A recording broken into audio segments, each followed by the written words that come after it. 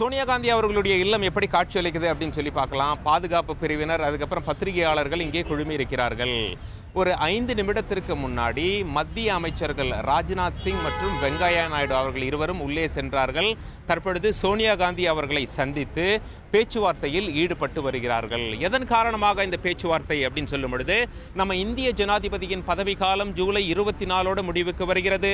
தேர்தல் தேதி இந்திய தேர்தல் ஆணையம் அறிவிச்சிட்டாங்க. ஜூலை 17ஆம் தேதி தேர்தல், ஜூலை 20ஆம் தேதி வாக்கு எண்ணிக்கை, ஜூலை 20ஆம் தேதி இந்தியாவுடைய அடுத்த ஜனாதிபதி யார் என்று நமக்கு தெரிந்துவிடும். ஆனால் ஜனாதிபதி வேட்பாளர் யார் என நமக்கு இதுவரை தெரியவில்லை.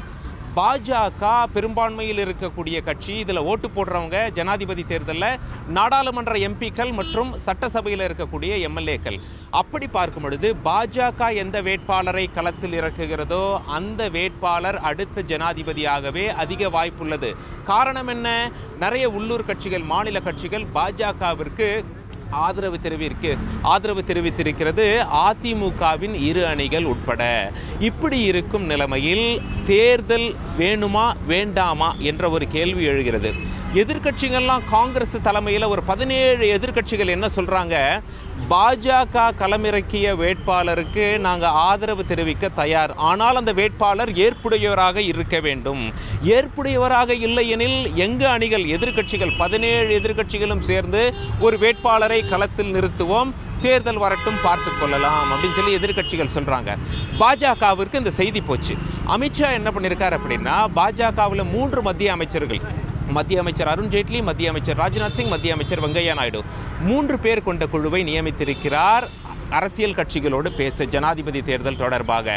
அருண்ஜேட்லி உள்ளூர்ல இல்ல, வெளியூர்ல இருக்கார். மீதி 2 அமைச்சர்கள் வெங்கையா நாயுடு மற்றும் திரு ராஜ்நாத் சிங் அவர்கள் சோனியா காந்தி இல்லம் வந்து சோனியா காந்தி அவர்களுடைய சந்தித்து பேச்சுவார்த்தை நடத்தி வருகிறார்கள். இதுல ஒரு முக்கியமான பாயிண்ட் என்ன அப்படின்னா, பேச்சுவார்த்தை நடத்தும் பொழுது இன்னார்தான் எங்களுடைய ஜனாதிபதி வேட்பாளர், உங்களுடைய ஒத்துழைப்பு வேண்டும் என கேட்பார்களா, அல்லது நீங்கள் ஏற்கும் வகையில் ஒரு ஜனாதிபதி வேட்பாளரை நாங்கள் களத்தில் நிற்கப் போகிறோம், நிச்சயமாக உங்களுடைய ஆதரவு எங்களுக்கு வேண்டும் என பெயர் சொல்லாமல் கேட்பார்களா என்ற ஒரு பெரிய கேள்வி எழுந்திருக்கின்றது.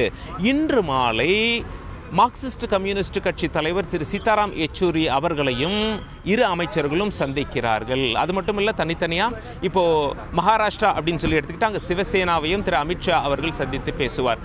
இந்த மாதிரி எல்லாம் டெவலப்மெண்ட்ஸ் இருக்கு. பிரதமர் நரேந்திர மோடி அவர்கள் அமெரிக்கா பயணம் பண்ற தேதி இம்மாதம் 24ஆம் தேதி. அதனால் 23க்குள்ள இன்னும் 1 வாரங்கள்ல பாஜகவுடைய ஜனாதிபதி வேட்பாளர் யார் என்ற விவரம் நமக்கு தெரிய வரும் அப்படின்னு சொல்லி பாஜக வட்டாரங்கள் தகவல் வந்து சொல்லியிருக்காங்க. மத்திய அமைச்சர்கள் இப்பொழுது சோனியா காந்தி அவர்களுடைய இல்லத்தில் ஜனாதிபதி தேர்தல் தொடர்பாக ஆதரவு பெறுவதற்காக சந்தித்து பேசி வருகிறார்கள்.